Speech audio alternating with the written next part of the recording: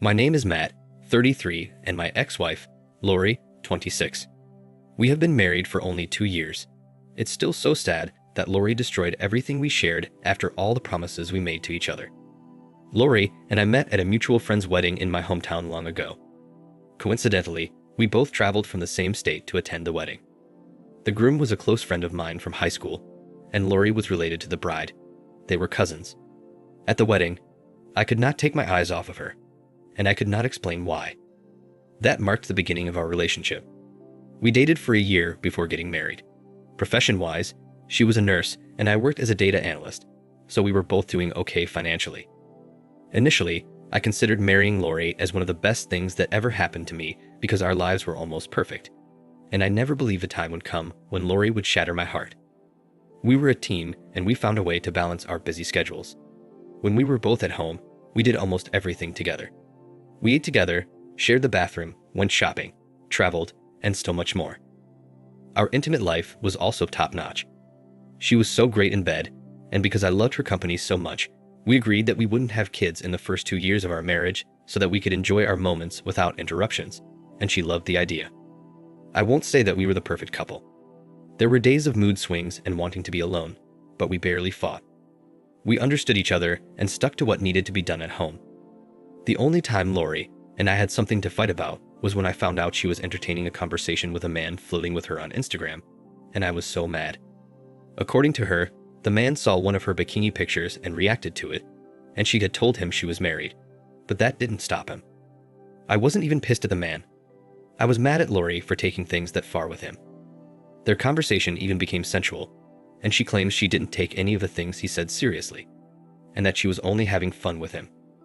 When she saw that I was so angry and I wasn't buying any of her excuses, she blocked him, and since then, we never fought over something like that again. On my end, I was a very strict and disciplined person, and anything or anybody that seemed to push me in the direction of cheating on Lori, I had to cut them off without thinking twice. I did this because I had been cheated on in the past, which took me a while to heal, and I didn't want to hurt Lori or anyone in that way. Meanwhile, my father had been battling a terminal illness for years, which was why I visited him twice a month. I also had hired a personal nurse to look after him, but his health kept deteriorating as time passed. Around the 2nd year of our marriage, I visited my dad one weekend as always, and I didn't love how I met him. I felt I wasn't doing enough as a son.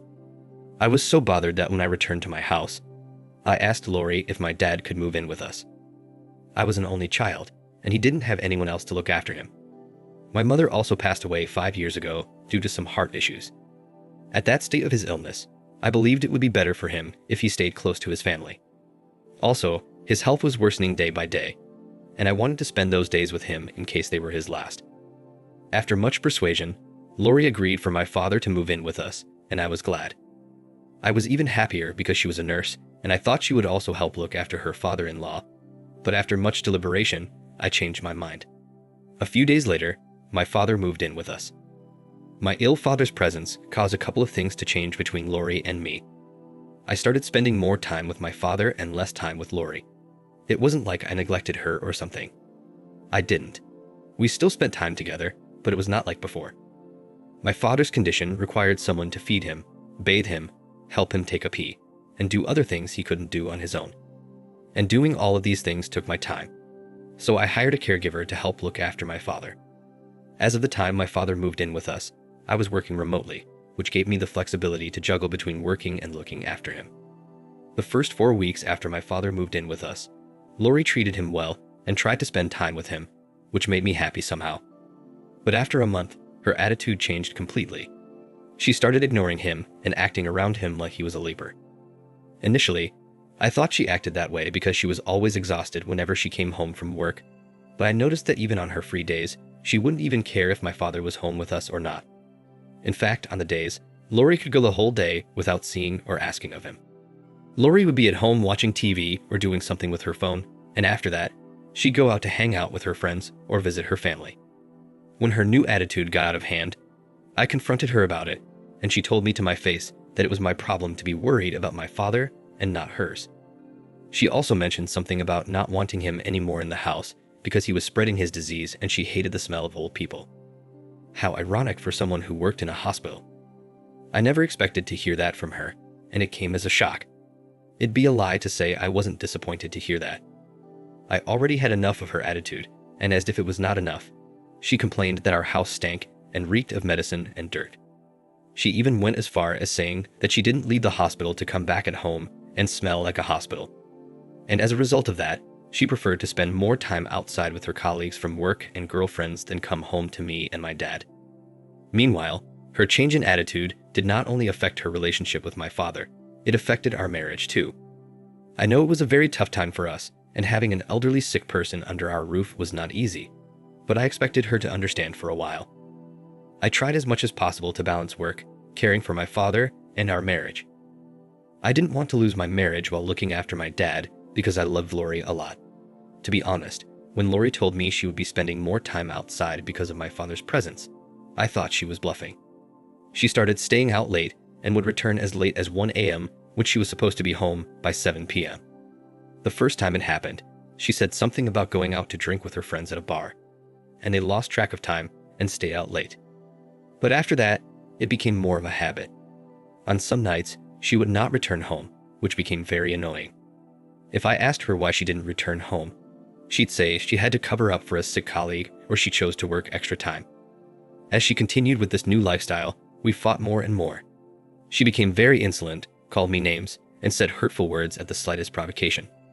Sometimes, she wouldn't hesitate to start a fight in front of my father. Also, she stopped cooking, doing the dishes, and cleaning the house. She left everything for me to do.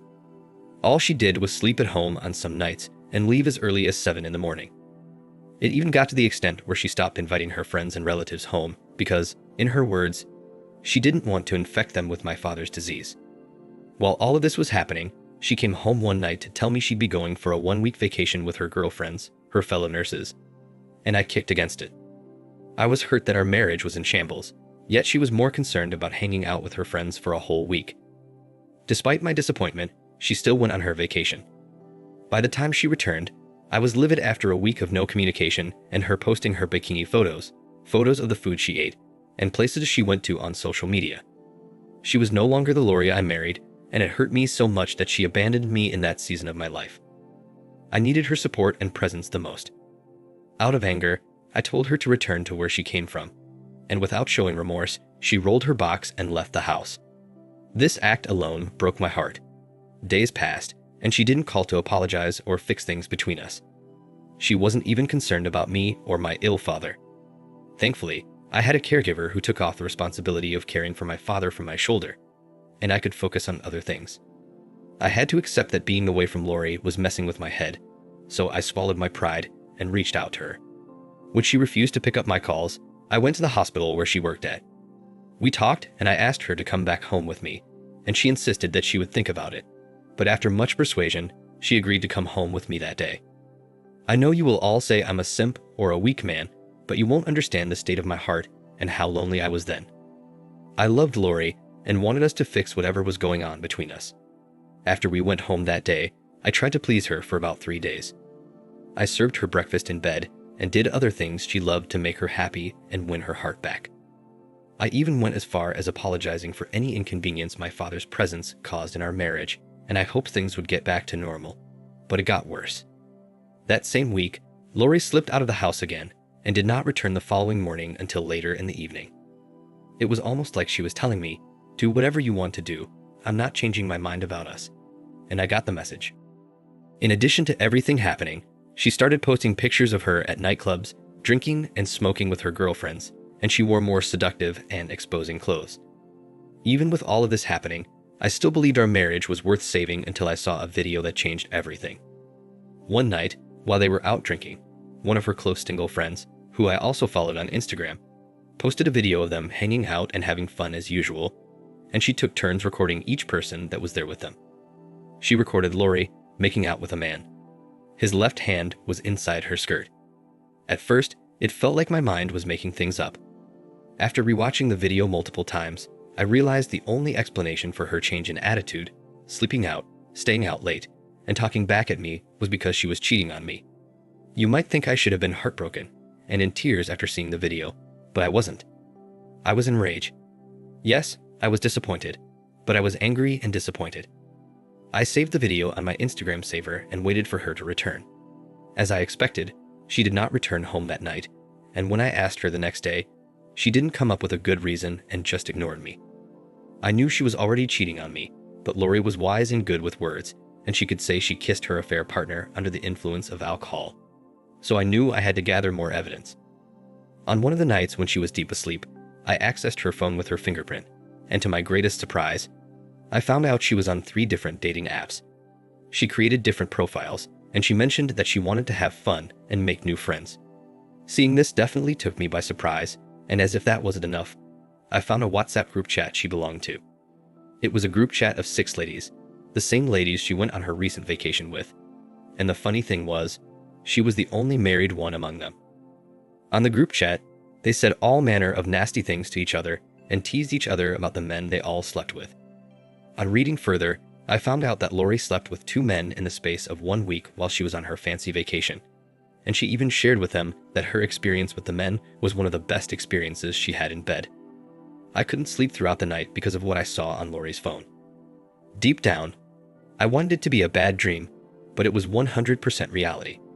When Lori woke up the following day to mind her business as usual, I confronted her about it, and she was angry I went through her phone without her permission. She showed no remorse that she was cheating on me with multiple men. Instead, she blamed me for pushing her to do everything she did.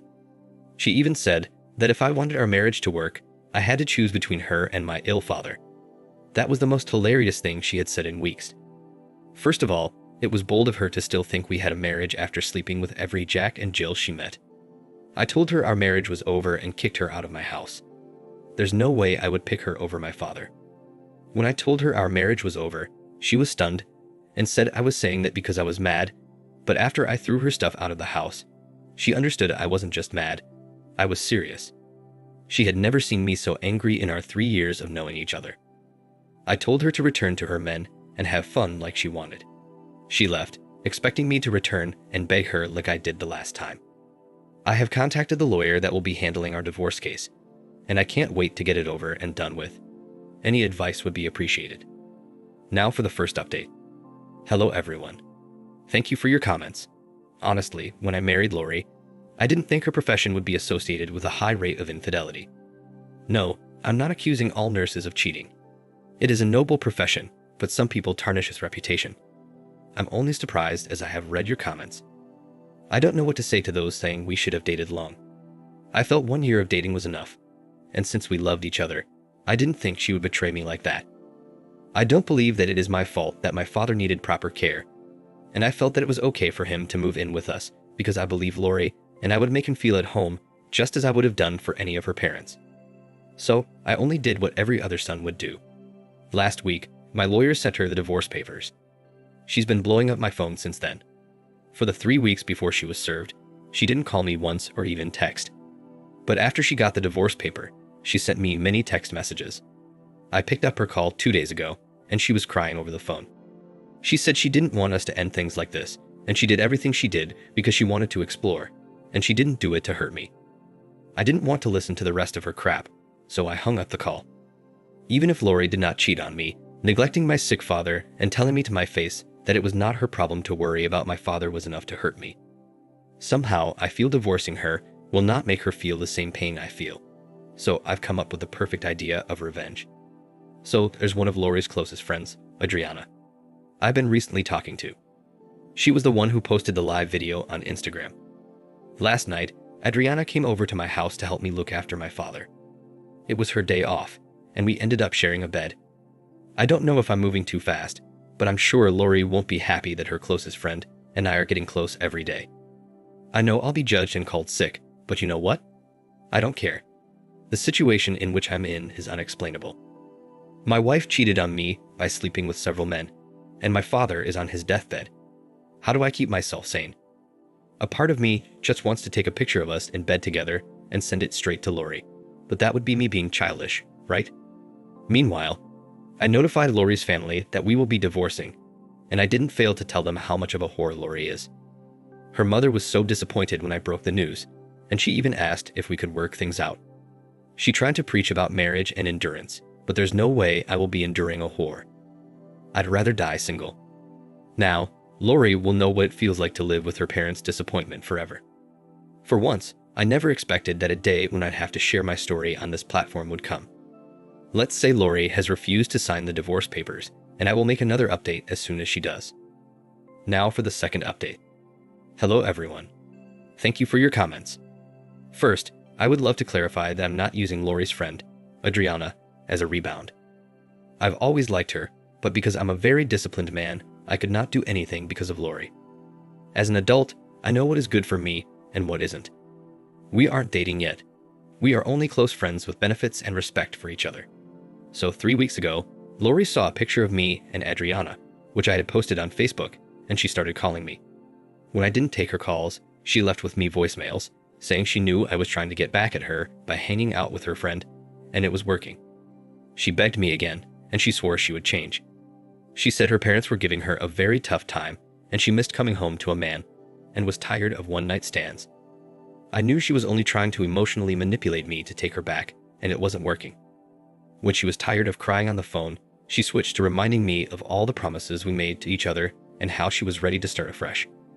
Eventually, I got tired of her spamming my voicemails, so I asked my lawyer to remind her about the signing of divorce papers. After my lawyer sent her the intimation, she showed up at my house unannounced the next day. Unfortunately, Adriana was at home with me that morning, and when Lori saw her, she tried to fight her and make a scene. I was so angry that she was disturbing the neighbor's peace, and I asked her to leave. Funnily enough, she said she wasn't going because we were still married, and she had a right to remain at my house. It was absolutely crazy. She even tried to convince me to take her back, but I told her to her face that I would rather spend the rest of my life with her friend or die single than take her back. When Lori heard that, she got angry, took the divorce papers out of her purse, signed them, threw them in my face, and stormed out of the house. I'm glad she is finally out of my life. Frankly, I wish her a miserable life. Because of the scene Lori created and her trying to assault Adriana physically, I filed a restraining order for her, just in case she thinks of attacking us again. Thank you everyone for your suggestions and advice. I'll be watching out for your comments. Thank you for watching. Like and subscribe if you enjoyed the video. See you next time.